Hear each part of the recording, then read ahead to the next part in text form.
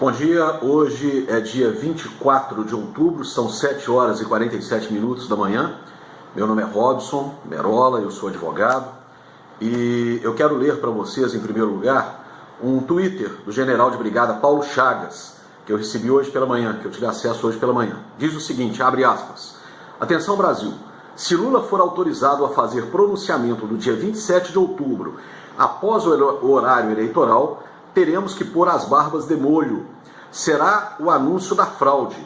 A opinião pública não muda de uma hora para outra, muito menos por causa de um bandido falando de dentro da cadeia.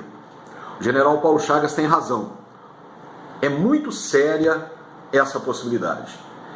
Vejam, desde que nós passamos pelo primeiro turno e Bolsonaro teve aquela votação muito expressiva, extremamente expressiva, porém não conseguiu a maioria simples, de metade mais um dos votos, e nós entramos no segundo turno, nós temos monitorado uma série de tentativas de fazer justificar uma alteração da opinião pública em relação ao candidato do PT, Fernando Haddad.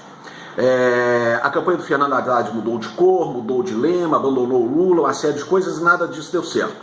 Então, o que o general Paulo Chagas está dizendo aqui, nesse Twitter, é o seguinte, é que Lula, um pronunciamento de Lula, seria usado para justificar a fraude nas urnas eletrônicas. E aqui o meu raciocínio vai desdobrar em 2 pontos. Primeiro ponto, se há fraude nas urnas eletrônicas, elas não serão feitas agora, essa semana, nos últimos dias. Essa fraude já foi feita há mais tempo. A fraude já está posta, já está lá. Nós já estamos, repito, se há fraude, se haverá fraude nas eleições de domingo, essa fraude não será realizada durante esses últimos dias, hoje, quarta-feira, amanhã, quinta-feira, dia 24, 25, 26 de outubro. Essa fraude já está posta há muito tempo. O problema é que não se conseguiu a campanha do Fernando Haddad, com todos os ataques em relação ao Bolsonaro, com toda a mudança de atitude, com toda a mudança de cores, não conseguiu convencer a opinião pública de forma visível. Então querem criar um fato novo. Esse fato novo seria as palavras do presidente Lula. Outra questão, é muito interessante ver que o pessoal do TSE, a ministra Rosa Weber, com todo o respeito que ela merece, outros ministros do TSE, têm batido tanto na tecla da confiabilidade das urnas eletrônicas. Se é tão confiável, não precisaria estar sendo afirmado isso e reafirmado com tanta veemência. É preocupante este quadro, é muito preocupante este quadro, porque o Brasil vive hoje a iminência de uma convulsão social sangrenta, inclusive. Justamente, e aí não venham por gentileza, por favor, vamos colocar a mão na consciência e não vamos acusar aqui o candidato Jair Messias Bolsonaro desta insuflação de uma convulsão social. Porque não é ele que deu facada em adversário, nem correligionário dele que deu facada em adversário. Não é ele que estava falando em colocar pessoas no paredão e fuzilar. Não é ele que invade propriedade alheia. Não é ele que insufla mentira, que conta mentiras a respeito do passado recente do Brasil.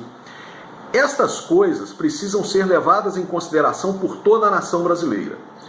Se no domingo, à noite, a hora que abrir as urnas eletrônicas, tivermos um resultado que não reflita o que as ruas estão dizendo, muito provavelmente nós tivemos uma fraude. E quando eu digo muito provavelmente nós tivemos uma fraude, é porque é simplesmente impossível provar essa fraude, porque as urnas eletrônicas não são auditáveis. Isso já foi dito, repetido e provado ao longo dos últimos anos. Todas as dúvidas que nós temos em relação às urnas eletrônicas e a lisura desse processo estão aí. Por que então que não se colocou a votação, além da votação eletrônica, o papelzinho impresso com o voto da pessoa, do eleitor, para que se depois pudesse fazer uma auditoria? Por falta de dinheiro, como foi dito pelo TSE, por falta de tempo? Ora, mas isso foi aprovado, é uma lei que foi aprovada já há muito tempo, e é uma lei de iniciativa, inclusive, do candidato do PSL, Jair Messias Bolsonaro.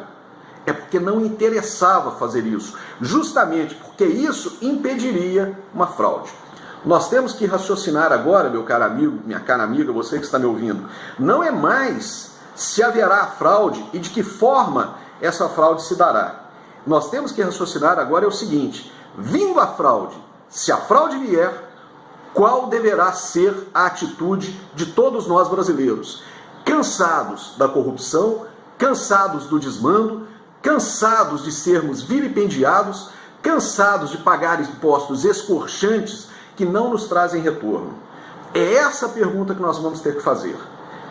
Abertas as urnas, apurada a eleição e havendo fraude, e principalmente se for autorizado que um presidiário condenado, que é o caso do ex-presidente Luiz Inácio Lula da Silva, dê uma declaração pública, que nós sabemos muito bem o que ele vai falar nessa declaração. Então, repito, qual será a nossa atitude de brasileiros patriotas no domingo à noite, abertas as urnas e verificada a fraude? Peço que você pense sobre isso e pela primeira vez, e quem me conhece e me acompanha sabe disso, é a primeira vez que eu peço para compartilhar esse vídeo e para distribuir esse vídeo nas suas redes sociais, para que as pessoas tenham consciência do risco que o Brasil está correndo nos dias atuais. Um abraço.